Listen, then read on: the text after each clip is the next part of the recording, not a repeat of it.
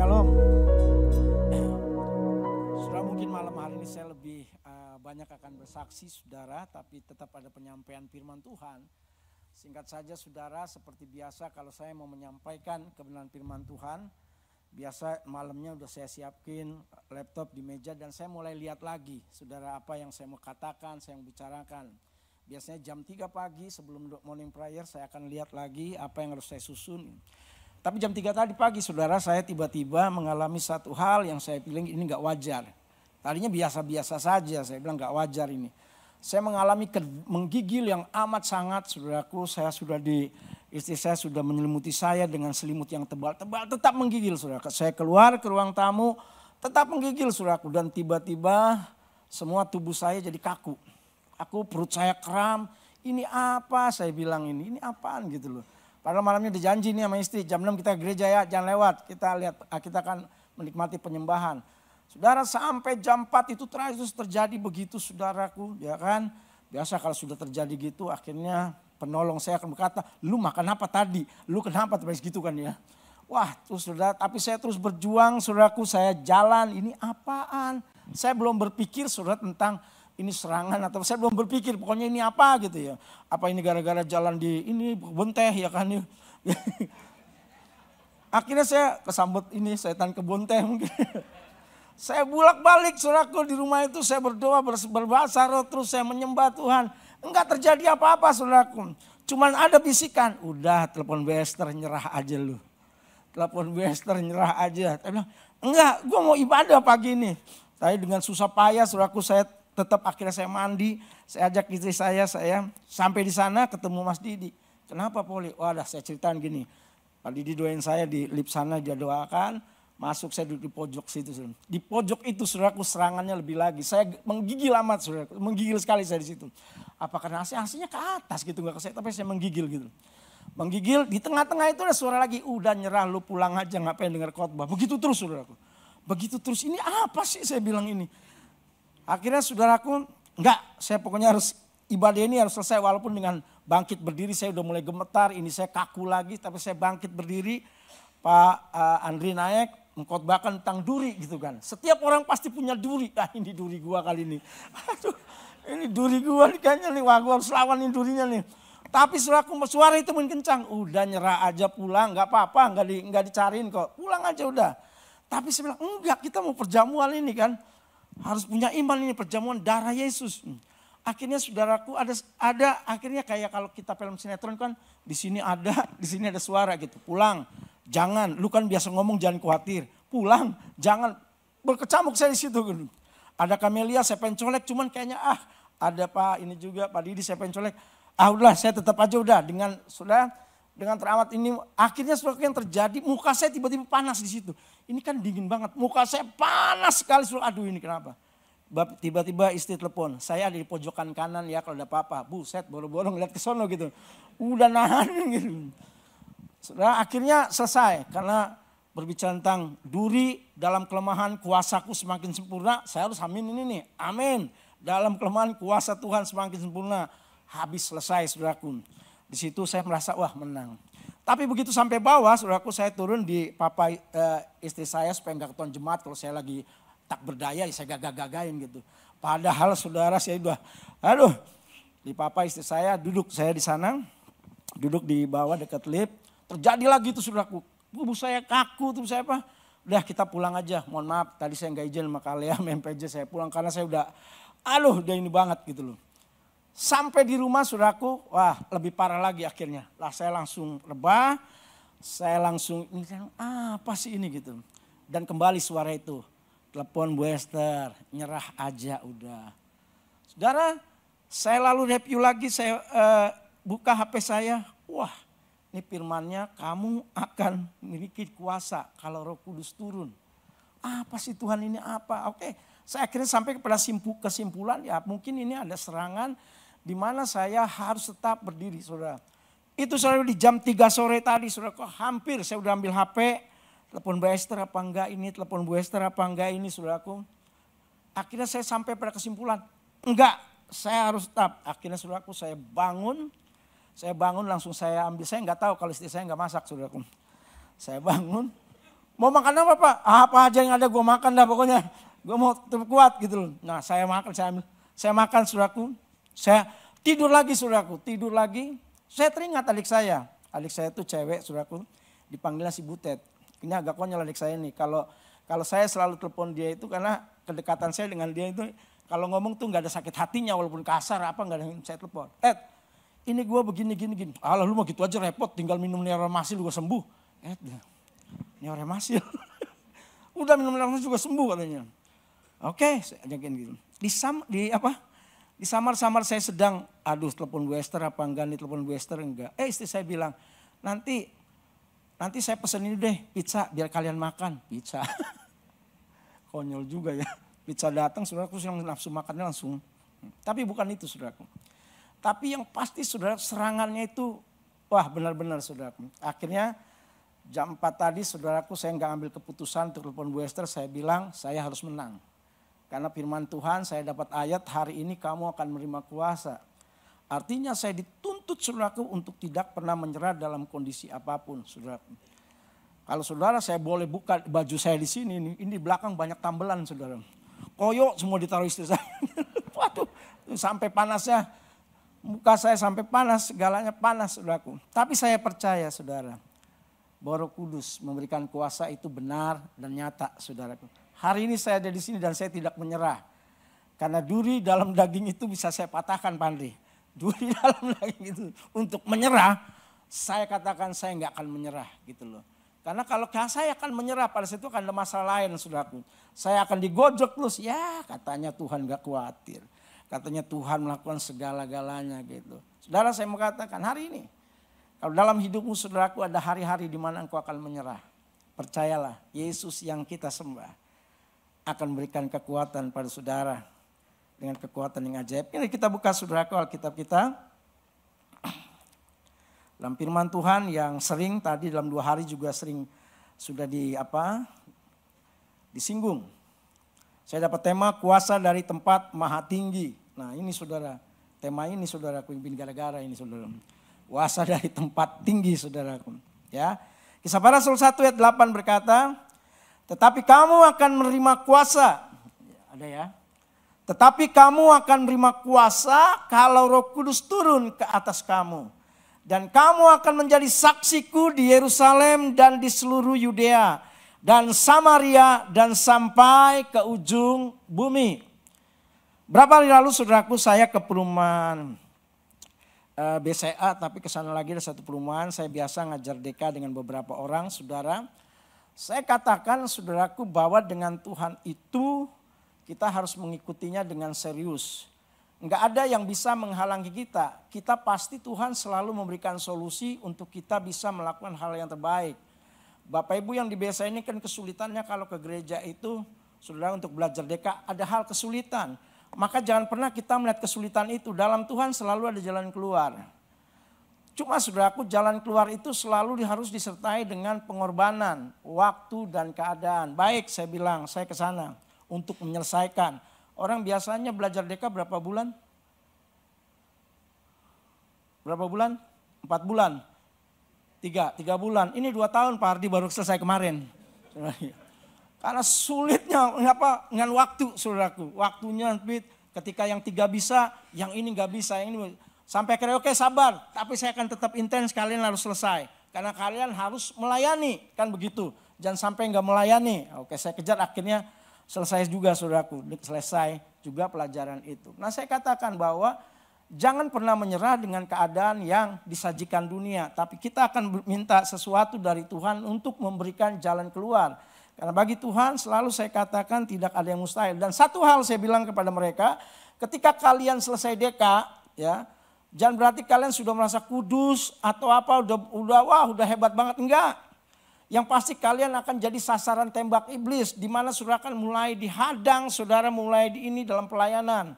Saya ngomong gitu saudaraku, benar-benar dikerjain saudaraku. Ya. Akhirnya itu terjadi sama saya untuk nyerah udahlah, nyerah.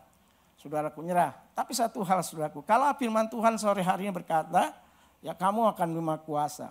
Apa yang diceritakan Pak Thomas waktu hari pertama saudaraku, tentang waktu Pak Thomas melayani di Jakarta Press Center, Saya ada di situ saudaraku. Waktu itu saya masih remaja biasa. Setiap Senin saudaraku, kita hadir di situ bersama teman-teman saya di gereja. Gereja kami dulu di Tanjung Priuk itu saudaraku di daerah pelacuran. Jadi keluar sedikit udah masuk daerah pelacuran. Tapi ada gereja di situ. Dan beberapa anak remaja termasuk saya di sana saudaraku. Entah dari mana asal mulanya saudaraku. Tiba-tiba kami 15 anak remaja ini. Ya bukan real, remaja masih imet saudaraku, masih SMP. Rindu tentang apa sih Roh Kudus gitu loh. Karena di gereja kami nggak biasa itu dibicarakan, cuma khotbah tapi nggak pernah dibicarakan apa sih. Lalu ketua kami saudaraku ya, dia ini banget gitu ya, radikal banget. Yuk kita bikin retreat lah. Judulnya Remaja Rindu Roh Kudus. Bikin retreat kami ke Cibubur saudaraku dengan berbagai. Akhirnya saudaraku di sana dilayani oleh Pak Krismanu sama Pak yang di GKPB waktu itu, yang GKPB di Matraman situ, Pak siapa itu saya lupa, Hadi apa siapa gitu, melayani juga gitu ya. Nah akhirnya saudaraku terjadi lawatan, siapa yang mau penuh Roh Kudus? Wah kita angkat tangan semua, 15 anak ini saudaraku. Nah, tiba-tiba entah bagaimana saudaraku ya, saya kan berdiri, saya celingak-celinguk, teman saya kok pada tumbang ya, ini kenapa ini ya? Nah, saya celingak-celinguk saya. Akhirnya dia bilang Pak Krismana Soma, nggak usah tengok ini, doa aja. Saya doa saudaraku, doa. Akhirnya saya bangun, tahu-tahu saya sudah ini. Dari situ saudaraku ada satu hal yang luar biasa, ada kegairahan yang luar biasa tentang melihat bagaimana Roh Kudus bekerja. Kalau kami pulang dari Cibubur ke Tanjung Priuk, itu di bis saudara nggak berhenti nangis, semua satu bis itu nangis dari Cibubur sampai ke Tanjung Priuk. Itu supirnya sampai bingung kenapa ini orang gitu. Sepanjang jalan mobil ngeliatin. Tapi saudara, kita juga nggak ngerti apa. Karena kita nggak tahu tentang Roh Kudus itu apa. Nggak tahu sama sekali. Karena kita nggak pernah di gereja. Tapi saudaraku, kejadian hari itu membuat kita remaja-remaja ini semakin antusias mencari Tuhan. Rajin, saudaraku, segalanya inginnya selalu sembah Tuhan. Ada pengalaman yang luar biasa yang diubahkan pada saat itu. Cuma masalahnya gereja kami nggak mendukung. Pendeta kami, itu temannya Pak Thomas, ini pendetanya terima saudara pengajaran ini, terima. Oh dia yang atur kita terus, tapi pengerja majelis lain tidak terima. Maka gembala sidang kami dipecat, saudaraku, dari situ kamu mengajarkan ajaran baru. Tetap gitu. Nah, kita tinggallah di situ saudaraku, nggak ada pembimbing lagi. Tapi roh ini saudaraku di dalam ini berapi-api, ayo terus berdoa. Akhirnya kita tetap adain setiap malam seperti doa ini saudaraku. Nggak ada yang ngajarin 15 orang itu saudaraku. Kita berdoa, menyembah. Tapi masalahnya setiap kita berdoa, saudara, kita ditungguin sama pendeta paling tua, saudaraku. Kalau sudah mulai nyembah, langsung nggak boleh gitu-gitu, digituin, saudara. Digituin. Pokoknya apa iya begini ya, mau ikut Tuhannya susahnya gitu. Akhirnya terus jadi saudaraku, tapi roh ini sampai sekarang terus bergema, saudaraku, bahwa pengalaman-pengalaman ini, saudaraku, membuat kita makin radikal dengan Tuhan. Waktu itu mulai ada persekutuan Jakarta Presenter di mana Pak Thomas itu sering saya lihat gitu. Nah kita saudaraku 15 orang ini setiap saudaraku minggu itu sepanjang minggu dari Selasa sampai Sabtu itu ngumpulin uang jajan kita saudaraku untuk nyewa bus. Supaya setiap hari Senin dari Priuk sampai ke Wisma Antara kita bisa datang ke Jakarta Presenter itu untuk ikut ibadah saudaraku. Itu kerinduan menggebu-gebu sampai gitu. Enggak peduli, enggak jajan di sekolah, enggak pokoknya setiap hari Senin kita bisa nyewa mobil, berangkat. Beberapa orang saudaraku undang teman-teman kita. Ada kegerakan yang luar biasa. Enggak menyerah dengan segalanya saudaraku. Sampai akhirnya Tuhan buka. Itulah saudara kalau kita Tuhan buka, kita ketemu pengurus Jakarta Presenter. Udah kalian berapa orang dari sana, sekian anak remaja. Sewa mobil yang lebih banyak, nanti kalau mau bayar minta di sini aja. Enggak usah kalian ngumpul-ngumpul. Sampai begitu saudara. Kita cari Tuhan sampai seperti itunya. Tapi itu peristiwa berapa tahun lalu saudaraku. Kita nggak bisa bernostalgia dengan, tapi kita harus berbicara hari ini.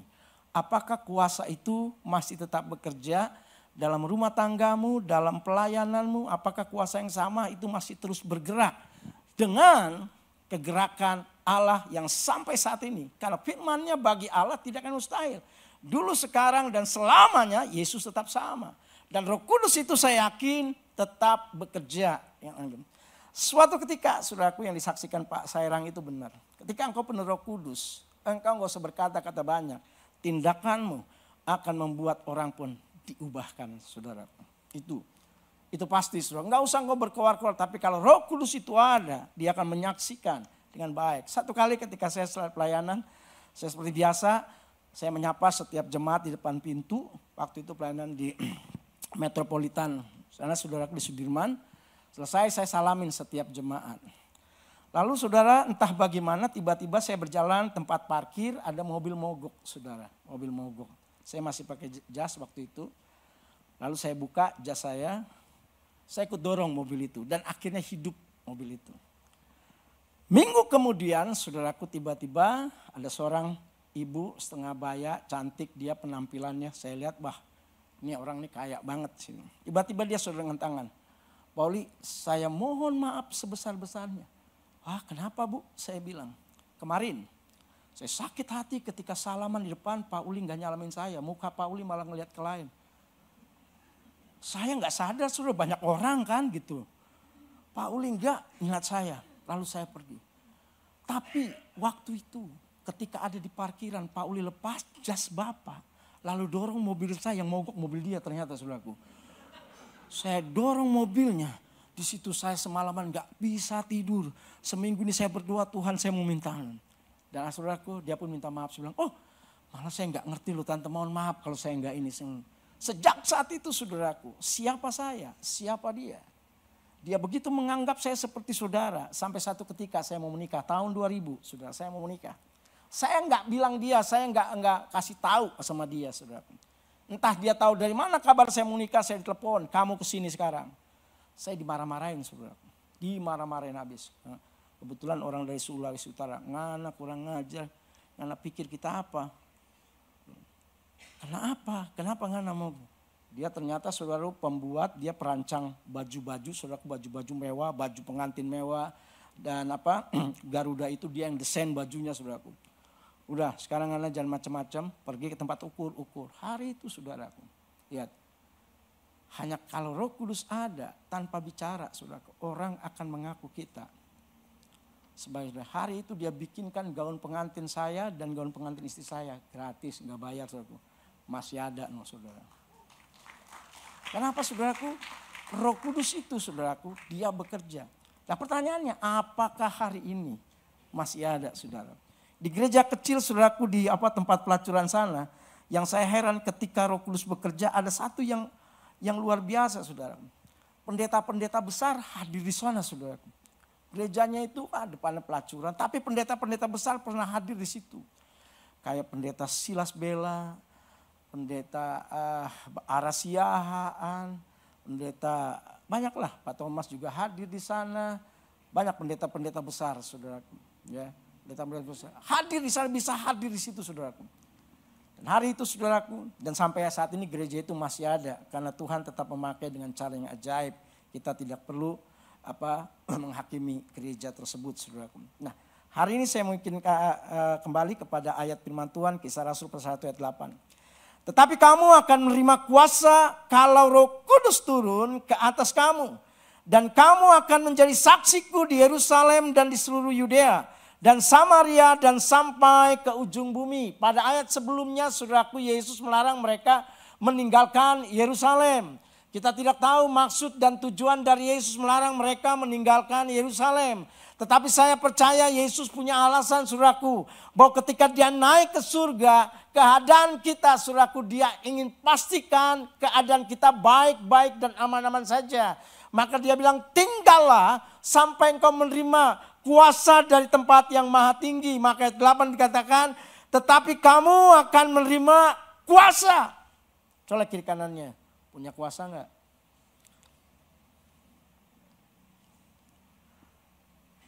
Kamu akan menerima kuasa. Dengan kejadian yang saya alami saat ini, saudara kuasa itu diberikan Tuhan. Untuk saudara sebagai orang percaya tidak pernah menyerah dengan kondisi dan keadaan yang sedang terjadi hari ini. Dengan berita-berita yang tidak enak saudaraku. Dengan berita-berita masalah pekerjaan yang makin tidak baik. Masalah ekonomi yang tidak baik. Masalah segalanya. Karena itulah yang dihambur-hamburkan iblis. Untuk menyerang kita sebagai orang percaya. Mematikan roh kita yang berkata bahwa kamu akan menerima kuasa kalau Roh Kudus turun. Hari ini saudaraku, percayakan kau bahwa kuasa Roh Kudus itu masih ada dalam hatimu. Masih ada dalam hidupmu. Waktu Samuel ketemu saudaraku dengan Raja Israel pertama kali, saudaraku, dia katakan, kalau Roh Allah ada pada kamu, kamu akan dirubah menjadi manusia lain. Bukan jadi manusia kelainan, saudaraku. Manusia lain yang artinya, saudaraku, ada kuasa Roh Kudus yang bekerja. Dan saya, saudaraku, renungkan kemarin, saudaraku. Iya ya, waktu teman-teman saya yang 15 orang itu enggak semuanya sih melayani. Tapi saya mulai hitung, saudaraku. Roh Kudus itu membakar. Satu teman saya jadi pendeta di GBI di Jababeka dengan istrinya. Itu dia. Dua suami istri juga sama waktu remaja dia jadi pendeta di Batam. Lalu satu lagi di Riau, saudaraku. Satu lagi melayani musik, saudaraku, dia main tunggal, di mana-mana dia dipanggil yang tadinya enggak ada apa-apanya. Roh Kudus memberi kuasa, walaupun enggak semua, saudara. Kenapa?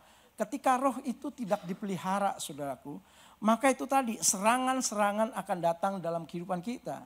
Tetapi percayalah kalau malam hari ini firman Tuhan berkata, tapi kamu akan menerima kuasa, artinya saudara percayalah bahwa kuasa itu akan selalu ada dalam hidupmu. Maka yang pertama, yang saya mau sampaikan dari peristiwa di mana kamu akan menerima kuasa, di situ saudaraku kita melihat bahwa bagaimana Petrus dan para rasul akhirnya diberi kuasa untuk bersaksi. Jadi nggak ada lagi saudara kalian malu-malu berdoa. Dalam kesan, ayo berdoa, nggak bisa aku berdoa. Lalu kan ada gitu. Jangan akulah, nggak bisa aku berdoa. Aku cuma bisa berdoa dalam bahasa Batak. Iya berdoa namanya kan. Bisa gitu loh. Berdoa, tetap berdoa. Rasul saudaraku, Petrus saudaraku dan para rasul mendapat kuasa. Ketika kamu akan memang kuasa, orang yang biasa mampu bersaksi saudaraku. Dan orang lain pun dimenangkan. Dan orang lain pun berkata-kata dan mulai bertanya dengan mereka. Ketika mereka mulai bersaksi dalam peristiwa di mana Roh Kudus memenuhi mereka. Mereka sudah mendengar perkataan-perkataan yang penuh dengan hikmat yang dari Tuhan. Dan mereka berkata, apa yang harus kami lakukan? Roh Kudus, dia mengubahkan hati yang keras. Dia mengubahkan segala paradigma-paradigmamu yang lama. Tentang penilaian, tentang gereja. Tentang temanmu yang selalu menjadi bahan pembicaraan, saudara. Saya berkata, saudaraku, waktu saya ngajar DK di sana, ingat ketika kalian selesai DK, buku DK-nya jangan dibuang. Tetapi setiap hari dibaca lagi, karena di situ banyak firman Tuhan. Enggak apa-apa, enggak hafal ayatnya, enggak hafal alamatnya, tapi minimal kau tahu. Ketika engkau khawatir, engkau berkata, jangan khawatir. Ketika engkau dalam kesusahan, kau akan berkata, Tuhan adalah gembalaku.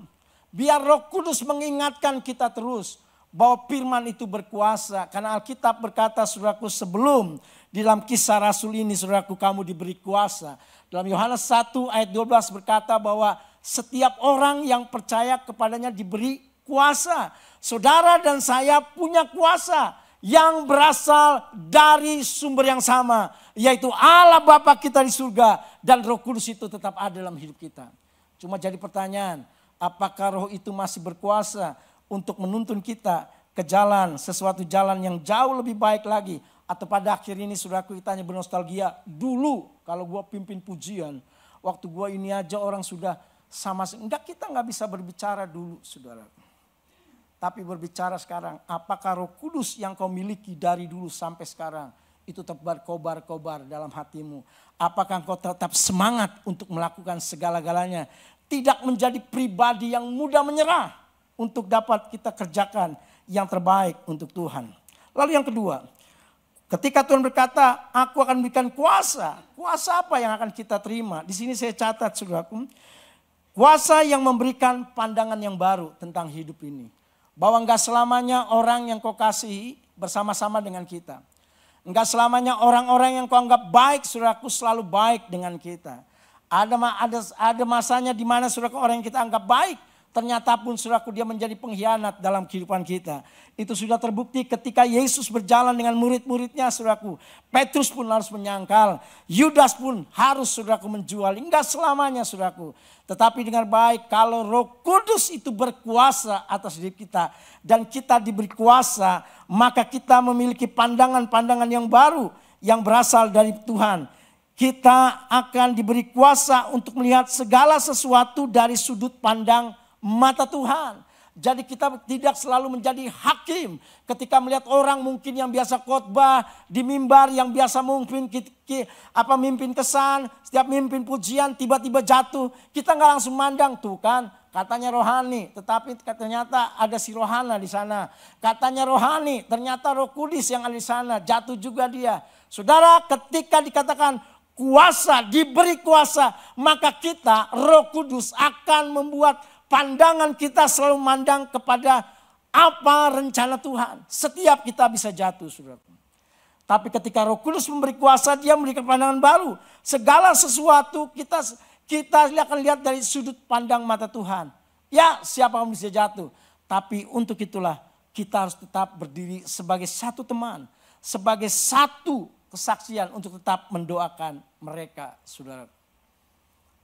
Jadi ada pandangan yang baru. Kita nggak lagi mengejas orang. Akhirnya jatuh juga dia. Tapi kita akan cepat saudara. Ketika mendengar berita dia begini deh. Kita nggak langsung cepat berkata. Iya ya dia juga gini-gini. Enggak. Tetapi kita lihat dari sudut pandang mata Tuhan. Kenapa orang ini seperti jatuh? Kenapa Alkitab mencatat? Semua saudaraku para nabi pun saudaraku mengalami satu goncangan. Kejatuhan. Yang hari pertama hari kedua sudah disampaikan. Mereka juga jatuh. Tetapi saudaraku dengan baik. Ketika Roh Kudus turun, dia memberikan kuasa untuk kita dapat memandang hal-hal yang baru dengan diukur dengan dari sudut pandang mata Tuhan. Lalu yang berikut, kita diberi kuasa dan dituntun untuk mampu melihat hal-hal yang belum pernah dilihat oleh mata, didengar oleh telinga dan yang tidak pernah timbul dalam hati manusia. Dalam 1 Korintus 2 ayat 9 kita baca. Iman kita ketika diberikan, kamu akan diberi kuasa, kita akan mampu melihat jauh ke depan. Bahwa di depan sana ketika kita turut serta, kita setia bersama dengan Tuhan di depan sana. Aku akan menuju kepada satu keberhasilan. Ya enggak langsung semerta-merta kita saudaraku langsung sampai keberhasilan. Banyak hal yang akan kita lalui, banyak kendala hal yang kita lalui. Tapi ketika Roh Kudus berkata malam hari ini, kamu akan diberi kuasa. Kita akan diberi kuasa untuk mampu bertahan dari setiap tekanan. Kita akan mampu diberi kuasa untuk melawan segala tipu muslihat ini. Walaupun iblis berkata, pencuri datang hanya untuk mencuri, membunuh dan binasakan. Tetapi kita akan melihat dari sudut pandang mata Tuhan. Bahwa Yesus Tuhan kita, dialah Allah yang membuat kaki kita kuat dan keluar sebagai pemenang. Itu Tuhan kita. Maka Bapak Ibu dengar yang baik. Apa yang tidak pernah kita lihat.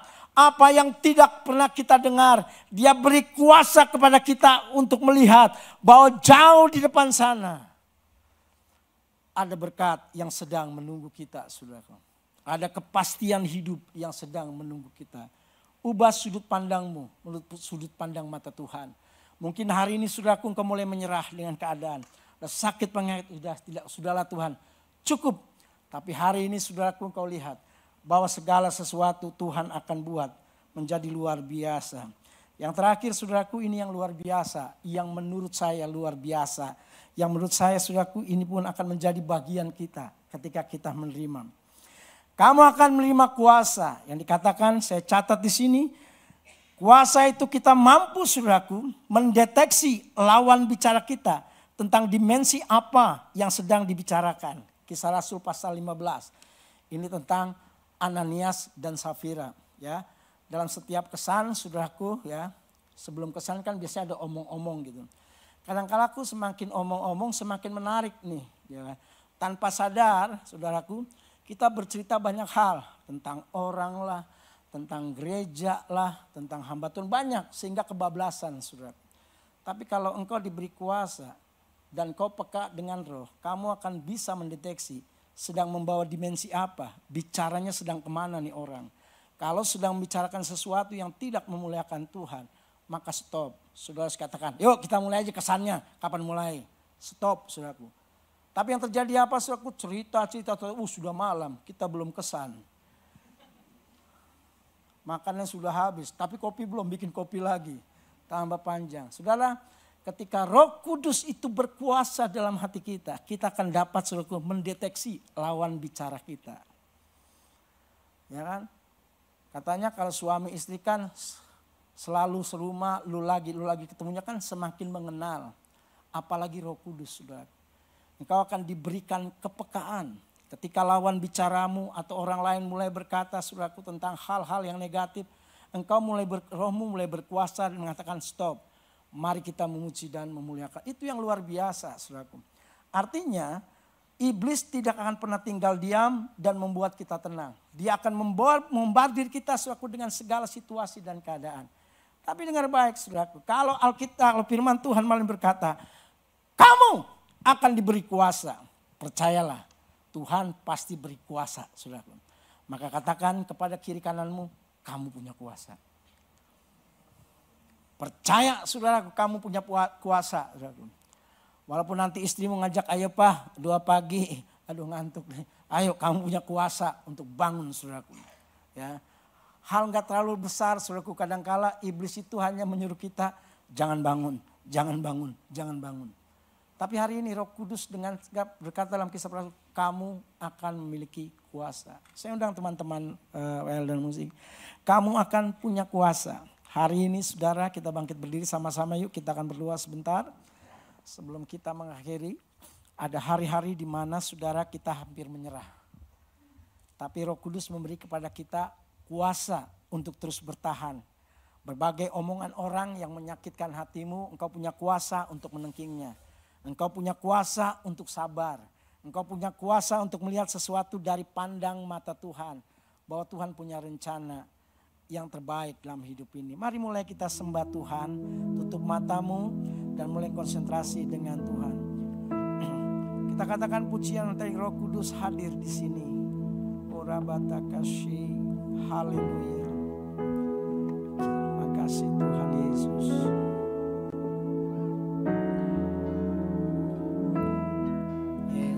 Angkat pujian dengan segenap hatimu. Roh Kudus hadir di sini,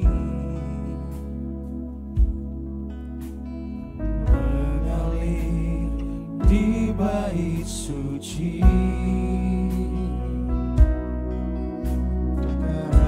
Ajaib pun terjadi, kuasa mujizat nyata. Sedang bekerja. Roh Kudus hadir di sini, mengalir di bait suci.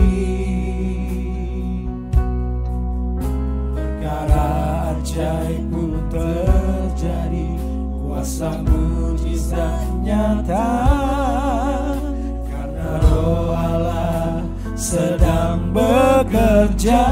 Tiada yang mustahil, tiada yang mustahil, dan tiada yang sukar bila Roh Allah turut bekerja. Yang mustahil dan tiada orang percaya, karena Roh Allah turut bekerja di antara kita. Musik dengan lembut mainkan pujian ini. Bapak Ibu Saudara yang hadir malam hari ini di doa malam pencurahan Roh Kudus. Kalau firman Tuhan berkata dulu kepada murid-muridnya, kamu akan menerima kuasa. Hari ini, kuasa yang sama akan diberikan kepada saudara dan saya. Untuk kau menjadi pribadi yang gak gampang menyerah. Ekonomi boleh sulit. Pekerjaan semakin mungkin sulit. Mungkin hubunganmu dengan suami istrimu mungkin mengalami goncangan-goncangan. Anak dan orang tua. Pertemananmu, persahabatanmu mungkin di ambang kehancuran. Tapi kalau engkau punya kuasa dan hari ini katakan kamu, dia tidak berbicara kepada yang lain. Firman ini berbicara kepada kamu, berbicara kepada kita. Kamu akan menerima kuasa kalau Roh Kudus turun. Dan kamu akan menjadi saksiku di mana saja. Malam hari ini minta kepadanya, Roh Kudus itu dengan lembut akan menjamah engkau. Saya tidak tahu seberapa berat yang kau hadapi, tapi jangan menyerah. Karena tidak ada yang mustahil bagi orang percaya. Roh Kudus hadir di sini. Amin, Jesus. Roh Kudus hadir di sini. Dia hadir di sini. Sembah dia, fokus kepadanya di bait suci. Perkara ajaib pun terjadi, kuasa mujizat nyata, karena Roh Allah sedang bekerja. Roh Kudus hadir di sini. Kiralah Bapa kasih dia mengalir di bait suci. Perkara ajaib pun terjadi, kuasa mujizat nyata, karena Roh Allah berkata bersama-sama dengan imanmu. Tiada yang mustahil, angkat tanganmu. tiada yang mustahil, dan Dia yang suka bila Roh Allah turut bekerja. Tiada yang mustahil. Tiada yang mustahil. Oh, haleluya. Orang percaya, karena Roh Allah turut bekerja. Tiada yang mustahil. Yes, kiralah mana yang suka. haleluya. Bila Roh Allah turut bekerja, tiada yang mustahil bagi orang percaya, karena Roh Allah turut bekerja di antara kita. Dengan lembut mainkan pujian ini. Saudara, saya cuma ingin mendoakan saudara di tempat di mana saudara berada, yang mungkin hari-hari ini engkau mulai menyerah.